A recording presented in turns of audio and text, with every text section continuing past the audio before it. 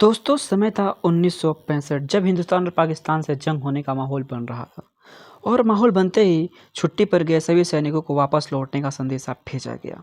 और ऐसे में ही उत्तर प्रदेश में गाजीपुर जिले धर्मपुर में रहने वाले शहीद अब्दुल हमीद जो छुट्टी में अपने गांव आए थे। जब उनको जंग की खबर मिला तो अब्दुल हमीद ने आनन फानन में घर से निकलते समय अपने बूढ़े माँ बाप और अपने बेटे और अपने पत्नी से मिले।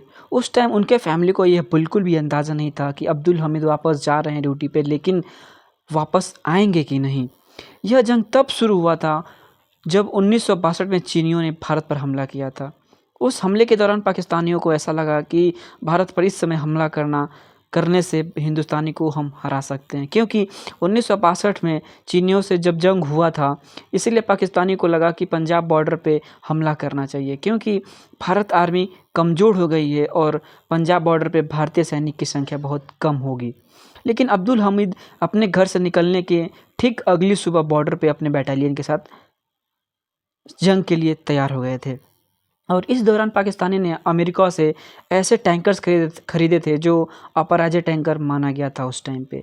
और यह टैंकर जो था पैटर्न टैंक्स थी जिसकी चर्चा पूरे विश्व में थी। और पाकिस्तान उस समय हथियार के मामले में भी बहुत तेज़ी से आगे बढ़ रहा था।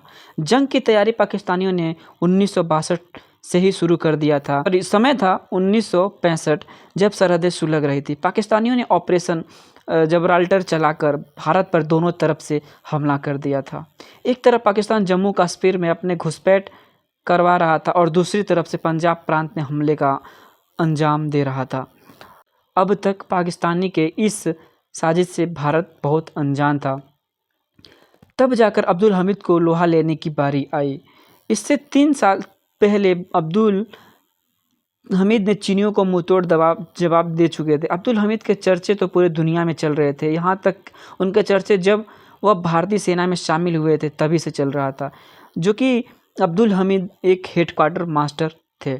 और इस दौरान पाकिस्तानी पंजाब बॉर्डर पर कब्जा करने के लिए आगे बढ़ रहे थे, लेकिन आसपास के इलाकों में कपास और बड़े बड़े गन्ने की खेती थी। और जब दुश्मनों को रोकने के लिए अब्दुल हमीद के टीम को आदेश मिला तो अब्दुल हमीद सभी सैनिकों के साथ इन्हीं गन्ने और कपास के खेतों में रात भर पाकिस्तानी टैंकरों का इंतज़ार कर रहे थे। और 10 सितंबर 1965 सुबह 6 बजे के आसपास ही खेतों के जो सारे खेत थे वहाँ से टैंकर्स की आवाज़ सुनाई दी और तुरंत पाकिस्तानी पैटर्न टैंक से गोली बरसानी शुरू कर दिए। उस टाइम किसी को समझ में यह नहीं आ रहा था कि जाए तो जाए कहाँ या सामना कैसे करे। और अब्दुल हमीद के पास एक गन माउंटेन जीप थी और पाकिस्तानी पैटर्न टैंकों के साथ कपास और गन्ने के खेत से बाहर निकल रहे थे। और अब्दुल हमीद ने गन माउंटेन के रेंज में टैंकर्स के आने का वेट कर रहे थे। जैसे ही टैंकर्स गन माउंटेन जीप के रेंज में आया तो उन्होंने एक एक करके लगभग 7 से 8 टैंकरों को उड़ा दिया। और इस दौरान अब्दुल हमीद को दुश्मनों के टैंकर से निकला गोला लग गई और शहीद अब्दुल हमीद की पूरी तरह से चिथड़े बिखर गए।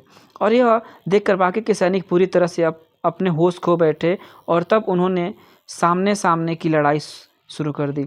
और पाकिस्तानियों ने पीछे से 100 टैंकर तक और लाइन लगा दी थी, जिससे भारतीय सैनिक का दिमाग काम नहीं कर रहा था। लेकिन उस टाइम पे उन्होंने एक ऐसा दिमाग लगाया जहाँ पे एक पानी का नहर खोल दिया, जिससे पाकिस्तानी के सारे टैंक्स वहीं पे जलजले में फंस गए। और इस तरह से भारतीय पाकिस्तानियों से 1965 की जंग जीत पाली।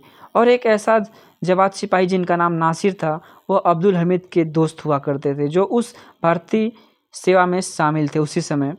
उन्होंने अब्दुल हमीद को शेष जो शरीर था, जो टुकड़े मिले, उनको इकट्ठा किया और इस पंजाब बॉर्डर की ज़मीन पर दफनाया गया पूरे सम्मान के साथ। फिर उनको परमवीर चक्र से भी सम्मानित किया। जय हिंद दोस्तों।